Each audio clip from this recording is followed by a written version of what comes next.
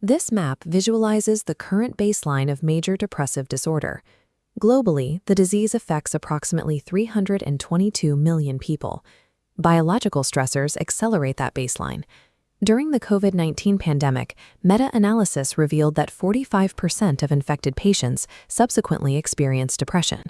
The ultimate societal cost of this disorder is severe, driving over 700,000 suicides every single year.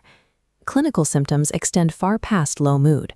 Patients suffer from anhedonia, the loss of interest in favorite activities, along with sleep disorders, appetite loss, and profound despair.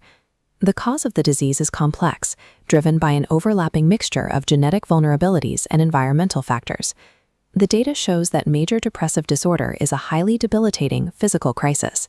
Resolving it requires a precise biological explanation. For decades, the biological frameworks taught in standard medical curricula have focused almost entirely on neuronal dysfunction. This illustrates the monoamine neurotransmitter depletion hypothesis. The traditional concept argues depression is primarily caused by a serotonin deficit in the synaptic cleft. Standard SSRIs intervene in this specific process. Pharmacological molecules block reuptake channels, increasing neurotransmitter density. Secondary traditional models support this view, specifically focusing on the hypothalamus-pituitary-adrenal, or HPA axis, and basic neuroplasticity. These models have dictated the direction of psychopharmacological drug development for over half a century. Modern psychiatry operates on the assumption that fixing the neurons fixes the depression. But a paradox exists in the treatment timeline. Traditional antidepressants alter monoamine levels in the brain almost immediately, yet clinical relief takes weeks or even months to materialize.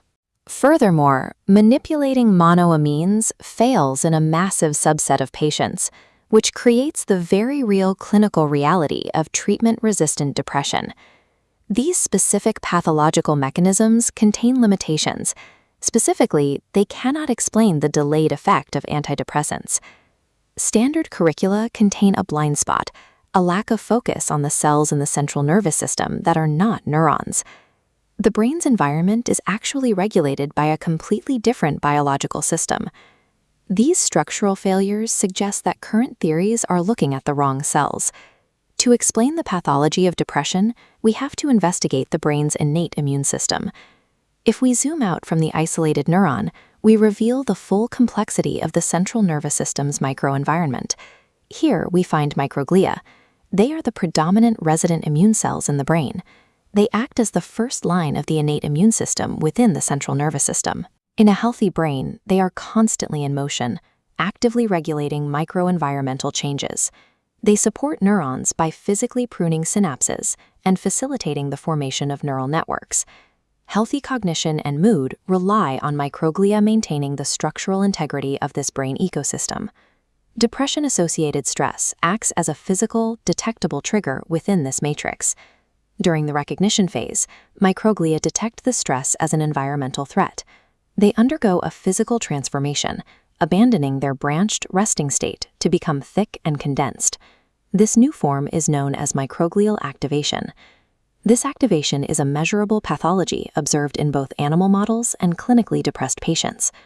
Under chronic, severe stress, the brain's own innate immune system shifts from a protective role to an aggressive, pathological state. Activated microglia release intense neuroinflammation directly into the microenvironment. This flowchart tracks the specific mechanisms of that inflammation, driven initially by the activation of the NLRP3 inflammasome. A second major mechanism engages simultaneously.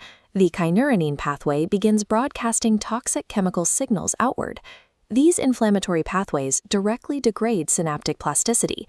The inflammation halts neurogenesis, the brain's ability to form new connections. Existing synapses physically dissolve, and vital pathways are severed. The intense despair, severe anhedonia, and cognitive decline seen in these patients are direct results of this microenvironmental collapse.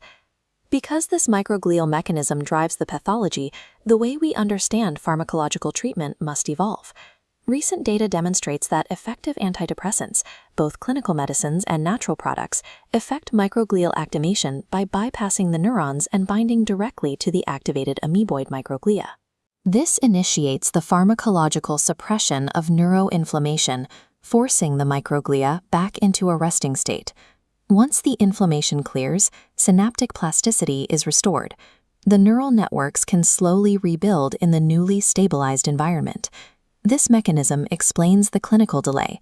Suppressing immune cells and physically rebuilding neural tissue takes weeks. It is a structural repair process, not a simple chemical flood of serotonin. Effective antidepressants act as immunomodulators. They repair the environment so the brain can heal itself.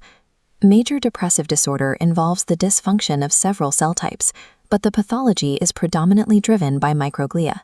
Focusing on the NLRP3 inflammasome and kynurenine pathways offers a specific biological target for future drug development. Conquering treatment resistance relies on expanding this immunoneurological approach in clinical research to counteract the devastating effects of psychiatric disorders. We must stop treating the brain simply as a wiring board and start treating it as a living, immune-regulated ecosystem.